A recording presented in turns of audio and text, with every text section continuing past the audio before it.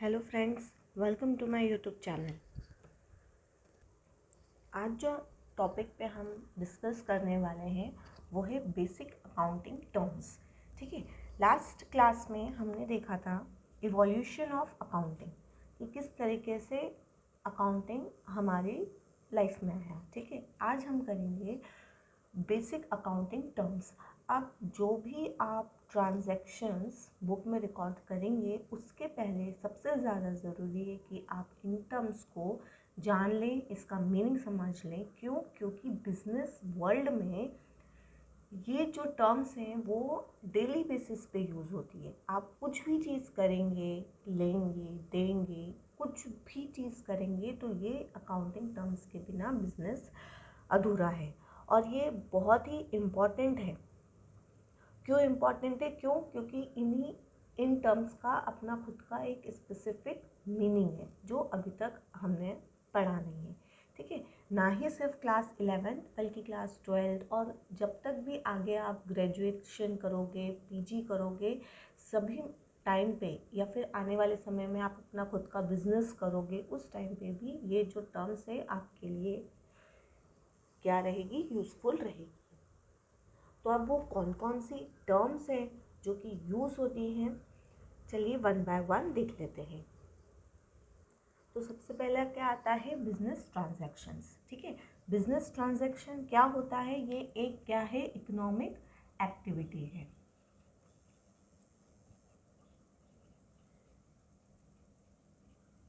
ये एक economic activity है जिसमें फाइनेंशियल पोजीशन बिजनेस की चेंज होती है। ठीक है, अब फाइनेंशियल पोजीशन हम बोल रहे हैं चेंज हो रही है, तो उसमें क्या चेंज होगा? असेट्स चेंज हो सकती है, ठीक है, लायबिलिटी चेंज हो सकती है, या फिर कैपिटल चेंज हो सकती है। जब इन तीन चीज़ों में प्लस माइनस होगा तब हम बोल सकते हैं कि यस, हमारे बिजनेस में बिजनेस ट्रांजैक्शंस हुए हैं। तो ये एक इकोनॉमिक एक्टिविटी है जो कि फाइनेंशियल पोजीशन बिजनेस की चेंज करती है। अब फाइनेंशियल पोजीशन चेंज करती है, हमें कैसे पता लगेगा?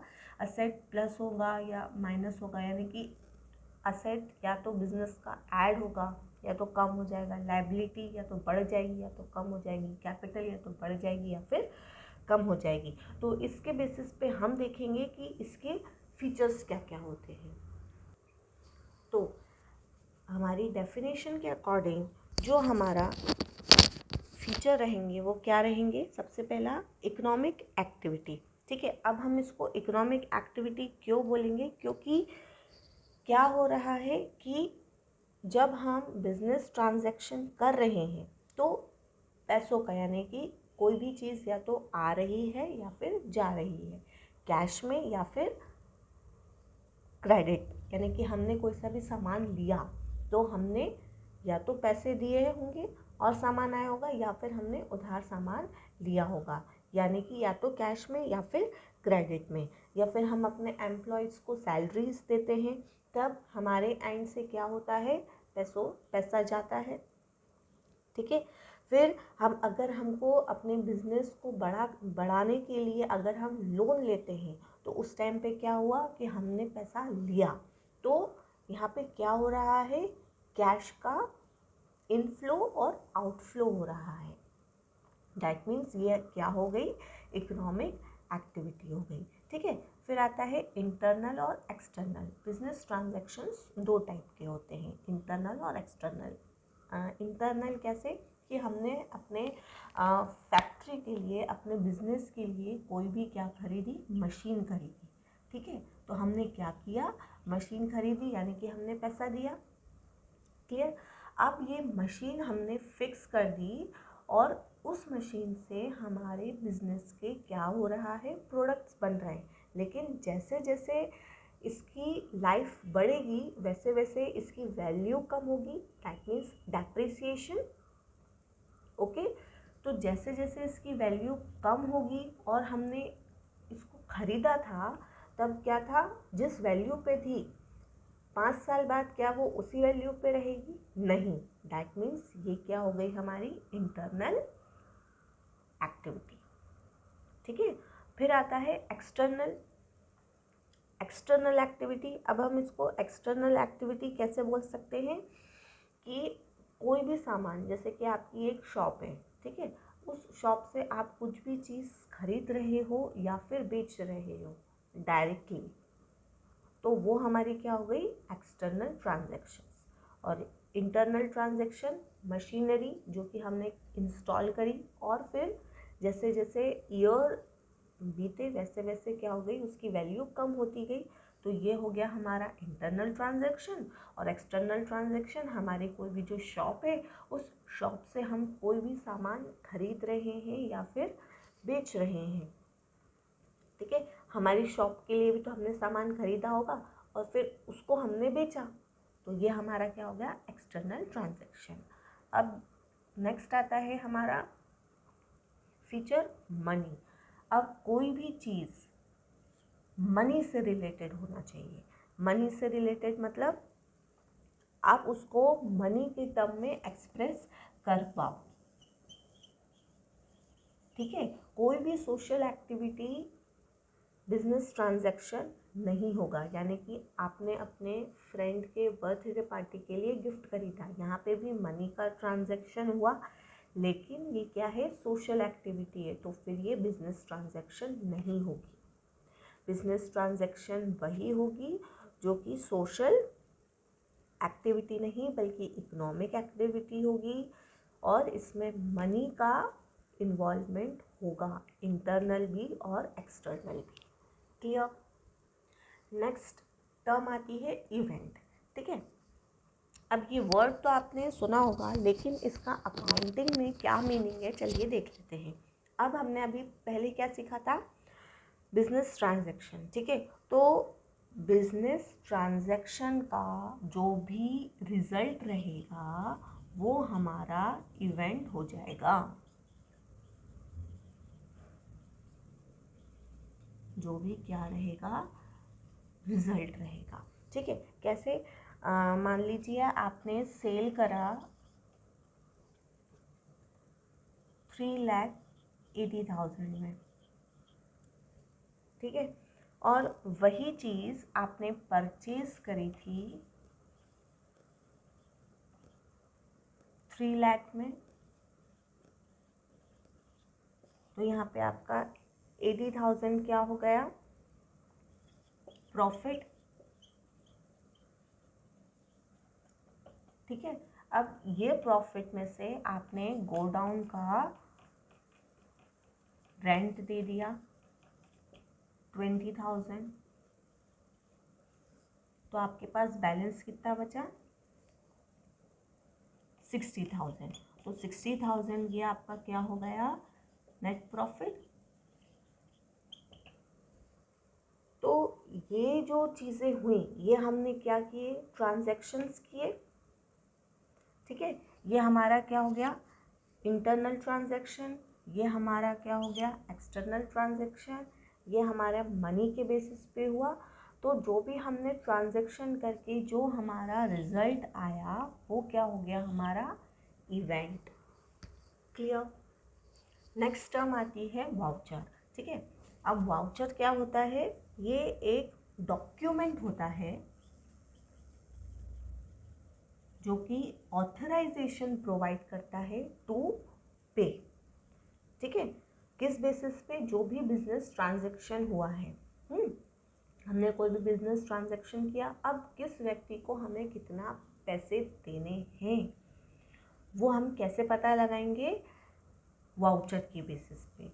तो वाउचर हमें ये ऑथराइजेशन देता है कि हमें किस व्यक्ति को बिजनेस ट्रांजैक्शन करके कितना पैसे देने हैं, ठीक है। और हर एक ट्रांजैक्शन का अलग वाउचर बनता है, ऐसा नहीं कि एक ही वाउचर में हमने सारे ट्रांजैक्शन कर लिए। हर वाउचर, हर ट्रांजैक्शन का एक अलग वाउचर बनेगा। और ऐसा नहीं है कि ये जो वाउचर का फॉर्मेट है ये पूरा ऑल ओवर एक ही रहता है, नहीं, ये फॉर्म टू फॉर्म वेरी करता है। इससे हमें ये स्पेसिफाई करता है कि कौन सी चीज़ डेबिट आएगी, कौन सी चीज़ क्रेडिट आएगी। क्लियर। अब बात ये आती है कि ये वाउचर बनाता कौन है, तो ये वाउचर अकाउंटेंट बनाता है। किसी भी फर्म का, किसी भी कंपनी का जो भी अकाउंटेंट रहेगा वो ये वाउचर बनाता है और इसको काउंटर साइन किया जाता है उस फर्म के ऑथराइज्ड पर्सन के द्वारा। क्लियर। नेक्स्ट टॉपिक आता है कैपिटल। ठीक है, कैपिटल क्या होता है? अब जैसे मान लीजिए दो दोस्त हैं, अब उन दो दोस्तों ने मिलके सोचा कि हम अपना खुद का बिजनेस करते हैं। बिजनेस के लिए क्या चाहिए? कैपिटल चाहिए, पैसा चाहिए। तो उन्होंने क्या किया, अब वन पार्टी और ये टू पार्टी, इन दोनों ने मिलके एक कंपनी खोली और उस कंपनी में अपने एंड से क्या लगाया? पैसा लगाया। तो ये जो पैसा कंपनी में वो लोग लगाएंगे वो क्या हो जाएगी? हमारी कैपिटल। ठीक है, अब ये जो कैपिटल है ये क्या हो जाती है? कंपनी के लिए लायबिलिटी हो जाती है। कंपनी के लिए लायबिलिटी हो जाती है। क्यों? क्योंकि ये पैसा कंपनी के लिए लगाया गया है जिसको प्रोप्राइटर को वापस करना पड़ेगा। किस फॉर्म में? जब प्रॉफिट होगा उस फॉर्म में या फिर किसी भी फॉर्म में। अब बात ये आती है कि क्या सिर्फ पैसा ही जो हम लगाएंगे कंपनी में क्या वही कैपिटल कहलाया जाएगा? तो ऐसा नहीं है।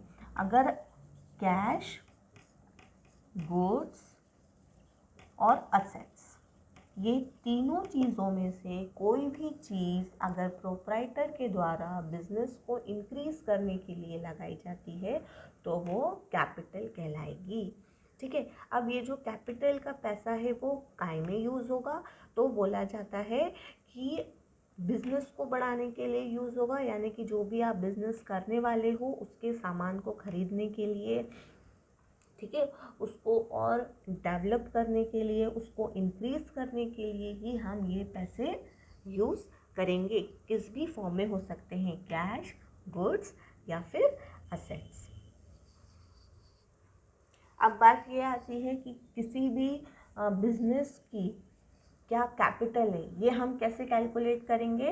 तो जितनी भी उस बिजनेस की करंट असेट रहेगी, ठीक है, उसमें हम ऐड कर देंगे हमारी फिक्स्ड असेट्स को और उसमें से जो भी हमारी लायबिलिटीज़ रहेगी वो हम माइनस कर देंगे। तो जो भी हमारा बैलेंस आएगा वो हमारा हो जाएगा कैपिटल। क्लियर? तो फॉर्मूला क्या हो गया? Current assets plus fixed assets minus capital asset equal to minus liability equal to capital. So that's all for today. इसके अलावा जो और अकाउंटिंग टर्म्स हैं वो हम हमारी नेक्स्ट वीडियो में डिस्कस करेंगे। अगर आपको आज का मेरा वीडियो पसंद आया हो तो press the like button and subscribe to my channel for more videos, क्योंकि नेक्स्ट वीडियो में हम और भी ऐसे अकाउंटिंग टर्म्स लेके आएंगे जो कि बहुत ही हेल्पफुल रहेगी। Thank you.